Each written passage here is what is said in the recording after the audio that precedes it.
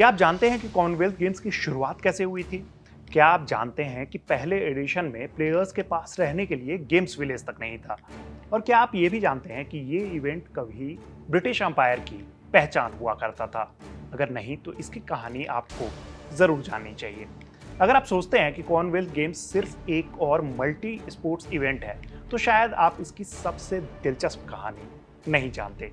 Asian games और European games की पहचान उनके महाद्वीप से जुड़ी हुई है, लेकिन कॉमनवेल्थ गेम्स की पहचान इतिहास से बनी है। एक ऐसा इतिहास जिसकी शुरुआत ब्रिटिश अंपायर से होती है। आज इस इवेंट में 70 से ज़्यादा देश और टेरिटरी हिस्सा लेते हैं, लेकिन करीब 100 साल पहले तस्वीर बिल्कुल अलग थी। सिर्फ 11 टीम्स थी, करीब 400 प्लेयर्स और रहने के लिए कोई शानदार गेम्स विलेज तक नहीं था। प्लेयर्स स्कूल की क्लासरूम में रात बिताते थे। उस वक्त शायद किसी ने नहीं सोचा होगा यही छोटा सा इवेंट आगे चलकर दुनिया के सबसे बड़े स्पोर्ट्स फेस्टिवल में बदल जाएगा। लेकिन ये कहानी सिर्फ खेलों की नहीं है, ये बदलती दुनिया, टूटते साम्राज्य और उन देशों की कहानी भी है जिन्होंने मैदान पर मुकाबला किया लेकिन रिश्ते बनाए रखे। कॉमनवेल्थ गेम्स को समझने के लिए आपको पहले कॉमनवेल्थ ऑफ नेशंस को समझना जरूरी है। Olympics.com के मुताबिक आज दुनिया के 56 देश मिलकर कॉमनवेल्थ ऑफ नेशंस बनाते हैं। इनमें से ज्यादातर देश कभी ब्रिटिश अंपायर का हिस्सा थे। Bharat, Australia, New Zealand, Canada, Pakistan, Bangladesh, Sri Lanka, Malaysia, Singapore, south Africa, Kenya और कई कैरिबियन और अफ्रीकी देश आज भी इसका हिस्सा हैं। लेकिन इस इवेंट की सबसे अनोखी बात यह है कि यहाँ सिर्फ देश ही नहीं खेलते। इंग्लैंड, स्कॉटलैंड, वेल्स और नॉर्दर्न आयरलैंड अपनी अपनी अलग टीम उतारते हैं। जर्सी, गवर्नेंसी, आइडल ऑफ मैन और कैमन आइलैंड जैसी टेरिटरी भी अपने अलग झंडे के साथ मैदान में उतरती है। और यही वजह है कि दुनिया के किसी भी दूसरे बड़े मल्टी स्पोर्ट्स इवेंट में आपको इतनी अलग और अनोखी टीमों का मिक्स नहीं देखने को मिलेगा। इस कहानी की पहली लाइन साल 1930 में नहीं लिखी गई थी, बल्कि 1891 में लिखी गई। स्पोर्ट्स स्टार के मुताबिक ब्रिटिश पत्रकार जे स्टेनली कूपर ने पहली बार ऐसे स्पोर्ट्स इवेंट कराने का सुझाव दिया जहां ब्रिटिश अंपायर से जुड़े देश खेलों के जरिए एक दूसरे के करीब आ सकें। इसके करीब 20 साल बाद यानी कि साल 1911 में लंदन में इंटर अंपायर चैंपियनशिप हुए। लेकिन Olympics.com साफ कहता है कि इन्हें आधिकारिक कॉमनवेल्थ गेम्स नहीं माना जाता था। असली मोड़ 1928 के एम्स्टर्डम ओलंपिक के बाद आया। कनाडा के मशहूर स्पोर्ट्स एडिटर मेलविल मार्क्स ने ओलंपिक देखकर महसूस किया कि ब्रिटिश अंपायर के देशों को अभी एक अपना बड़ा मल्टी स्पोर्ट्स इवेंट होना चाहिए। उन्होंने सिर्फ ये सपना नहीं देखा, बल्कि अलग अलग देशों और खेल संगठनों को एक साथ लाकर इसे हकीकत में बदल दिया। और यही वजह है कि आज उन्हें कॉमनवेल्थ गेम्स का जनक कहा जाता है। 16 अगस्त 1930 कनाडा का शहर हैमिल्टन, यहीं पहले ब्रिटिश अंपायर गेम्स का आगाज हुआ। पहले एडिशन में सिर्फ 11 देशों और टेरिटरी के करीब 400 प्लेयर्स उतरे। महिलाओं को भी इसमें मौका मिला, लेकिन सिर्फ स्विमिंग इवेंट्स में। प्लेयर्स के लिए कोई गेम्स विलेज नहीं था। प्रिंस ऑफ वेल्स स्कूल की क्लासरूम ही उनका अस्थायी ठिकाना बनी।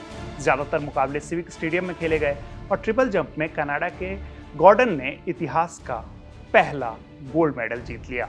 उसी दिन शायद किसी ने अंदाज़ा नहीं लगाया होगा कि आने वाले दशक में यही इवेंट दुनिया के सबसे फेमस मल्टी स्पोर्ट्स गेम्स में शामिल हो जाएगा। दिलचस्प बात यह है कि भारत इसके पहले एडिशन का हिस्सा नहीं था। भारत ने पहली बार 1934 के लंदन गेम्स में 6 प्लेयर्स की टीम भेजी और वहीं रेसलर राशिद अनवर ने देश को पहला कॉमनवेल्थ मेडल दिलाया। तब शायद किसी ने यह नहीं सोचा होगा कि यही भारत एक दिन 500 से ज़्यादा मेडल जीतकर कॉमनवेल्थ गेम्स की सबसे सफल टीम्स में गिना जाएगा। लेकिन वहां तक पहुंचने का सफर भी आसान नहीं था। ब्रिटिश अंपायर जो है वो टूट रहा था, दुनिया बदल रही थी और उसी के साथ बदल रहा था कॉमनवेल्थ गेम्स भी।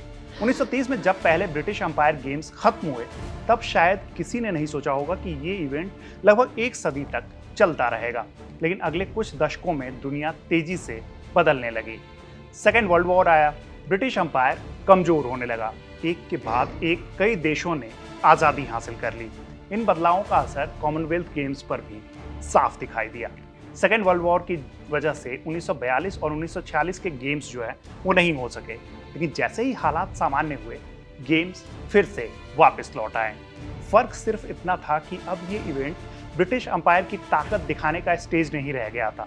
अब इसका मकसद खेलों के जरिए अलग अलग देशों को एक साथ लाना था और यही वजह थी कि समय के साथ इसकी पहचान भी बदलने लगी। इसकी बदलाव की सबसे बड़ी झलक इसके नाम में दिखाई दी। शुरुआत ब्रिटिश अंपायर गेम्स के रूप में हुई थी, लेकिन जैसे जैसे ब्रिटिश साम्राज्य खत्म होता गया और नए इंडिपेंडेंट देश कॉमनवेल्थ का हिस्सा बनते गए, वैसे वैसे गेम्स का नाम भी बदलता चला गया। 1954 से पहले इसे British umpire and Commonwealth games कहा गया। फिर 1970 और 1974 में ये ब्रिटिश कॉमनवेल्थ गेम्स बना और आखिरकार 1978 से दुनिया इसे सिर्फ कॉमनवेल्थ गेम्स के नाम से जानने लगी। ये सिर्फ नाम बदलने की कहानी नहीं थी, ये उस दौर की भी कहानी थी जब एक साम्राज्य की पहचान धीरे धीरे बराबरी और पार्टनरशिप में बदल रही थी। इन सालों में गेम्स का दायरा भी काफी तेजी से बढ़ा। जहां 1930 में सिर्फ 11 टीम्स थी, वहीं आज इस इवेंट में 70 से ज्यादा देशों और टेरिटरी को एक स्टेज पर लाया जाता है।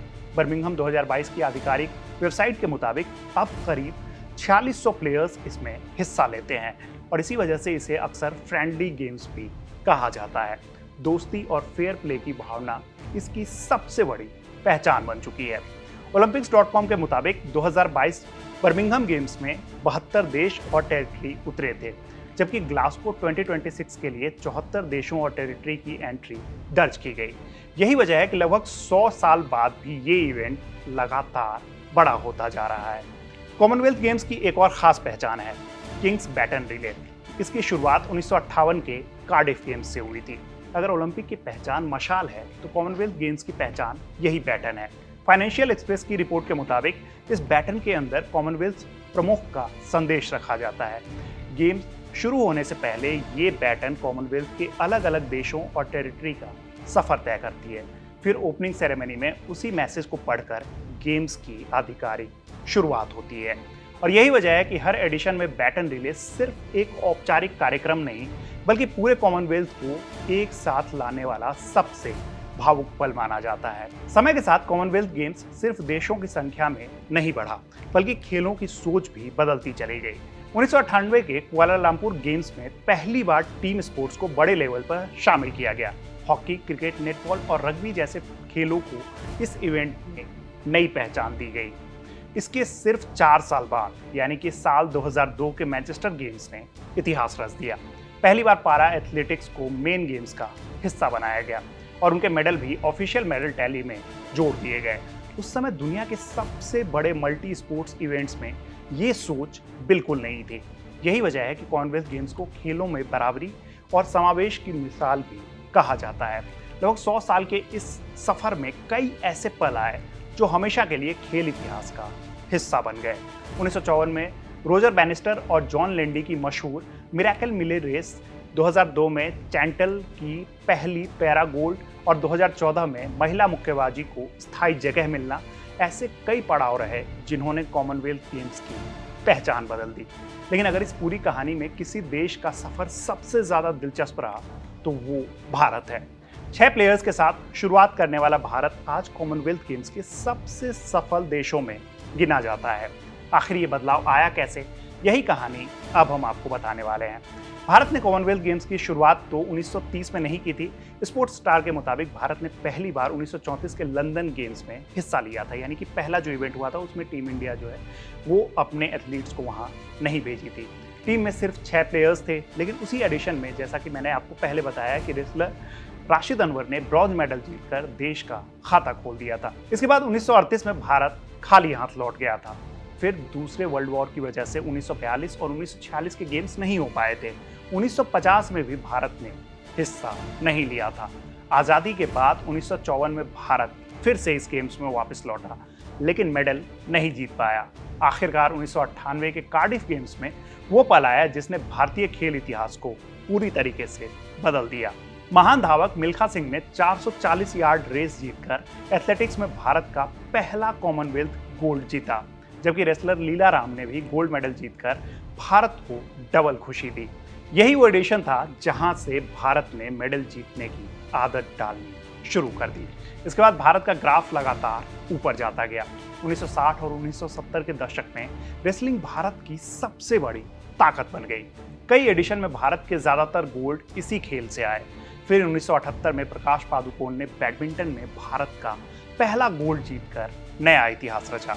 उसी एडिशन में वेटलिफ्टिंग में भी पहली बार गोल्ड मेडल मिला। 1990 के ऑकलैंड गेम्स ने भारतीय खेलों को एक नई पहचान दे दी। शूटिंग में अशोक पंडित ने भारत को पहला गोल्ड मेडल दिलाया और इसके बाद शूटिंग कॉमनवेल्थ गेम्स में भारत का सबसे सफल खेल बन गया। फिर शूटिंग में जसपाल राणा ने 15 मेडल जीते, जिसमें 9 गोल्ड मेडल शामिल थे। उन्होंने ये जीतकर इतिहास रच दिया। स्पोर्ट्स स्टार के मुताबिक वो आज भी कॉमनवेल्थ गेम्स के सबसे ज्यादा मेडल जीतने वाले इंडियन प्लेयर हैं। साल 2002 के बाद भारत ने मेडल जीतने की रफ्तार जो है वो और बढ़ा दी। मैनचेस्टर गेम्स में भारत ने 69 मेडल जीते, जिनमें 30 गोल्ड मेडल शामिल थे। इसी एडिशन में मुक्केबाज मोहम्मद अली कमर ने भारत को बॉक्सिंग का पहला गोल्ड मेडल दिलाया, जबकि भारतीय महिला हॉकी टीम भी पहली बार चैंपियन बनी। 2006 मेलबर्न गेम्स में अचंता शरद कमल ने टेबल टेनिस में भारत का पहला गोल्ड मेडल जीता और एक नया अध्याय भारतीय खेलों में जुड़ गया। लेकिन अगर किसी एक एडिशन को भारत का सबसे शानदार कॉमनवेल्थ गेम्स कहा जाए तो वो 2010 का नई दिल्ली कॉमनवेल्थ गेम्स होगा।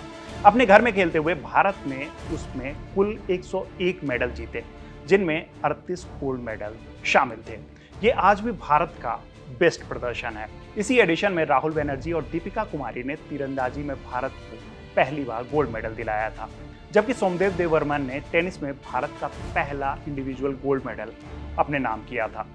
मेडल टैली में भारत दूसरे स्थान पर रहा था, जो आज तक उसका बेस्ट परफॉर्मेंस है। 2014 के ग्लासगो गेम्स में दीपिका पल्लिकल और जोशना चिनप्पा ने स्क्वॉश में भारत को पहला गोल्ड मेडल दिलाया। भारत इस टूर्नामेंट में 15 गोल्ड मेडल के साथ 5वें नंबर पर रहा। 2018 के गोल्ड कोस्ट गेम्स में भारत ने 66 मेडल जीतकर तीसरा स्थान हासिल किया और फिर आया 2022 का बर्मिंघम गेम्स। इसमें भी भारत ने 61 मेडल जीते, जिनमें 22 गोल्ड मेडल शामिल थे। सबसे यादगार पल तब आया था जब भारतीय महिला टीम ने लॉन बॉल्स में देश को पहला गोल्ड मेडल दिलाया था। वहीं एथलेटिक्स में अविनाश सावले ने 3000 मीटर स्टीपल चेज में सिल्वर मेडल जीतकर इतिहास रच दिया था। स्पोर्ट्स स्टार के मुताबिक 1998 के बाद इस इवेंट में पोडियम पर पहुंचने वाले वो पहले गैर केन्याई एथलीट बने थे। यानी कि आप केन्या का डोमिनेशन देखिए कि वो जब भी पोडियम की बात आती थी तो वहाँ पे सिर्फ केन्या के एथलीट हुआ करते थे। आज कॉमनवेल्थ गेम्स की कहानी लगभग 100 साल से ज़्यादा पुरानी हो चुकी है। भारत अब तक 18 एडिशन में 500 से ज़्यादा मेडल जीत चुका है, जिसमें 190 गोल्ड मेडल भी शामिल हैं। ये आंकड़े जो हैं ये कॉमनवेल्थ गेम्स से शुरू होने से पहले के हैं। इस एडिशन के शूटिंग अकेले 63 गोल्ड के साथ भारत का सबसे सफल गेम रहा है, जबकि wrestling, weightlifting, badminton, boxing, table tennis और एथलेटिक्स ने भी इस सफर को यादगार बनाया है। एक समय था जब भारत सिर्फ 6 प्लेयर्स के साथ उस स्टेज पे पहुंचा था। आज हर एडिशन में उसके दर्जनों मेडल आने की उम्मीद की जाती है। यही कॉमनवेल्थ गेम्स की सबसे खूबसूरत बात है। ये सिर्फ मेडल जीतने की कहानी नहीं है, बल्कि उन देशों की भी कहानी है जिन्होंने इतिहास से रिश्ता रखा, खेलों को अपनाया और वक्त के साथ खुद को बदलते हुए नई पहचान बनाई। और शायद यही वजह है कि लगभग एक सदी बाद भी कॉमनवेल्थ गेम्स की चमक आज भी बरकरार है। तो ये थी कॉमनवेल्थ गेम्स की पूरी कहानी। ये कहानी आपको कैसी लगी हमें कमेंट बॉक्स में ज़रूर बताइएगा। मेरा नाम है रविराज, देखते रहिए कड़क। धन्यवाद।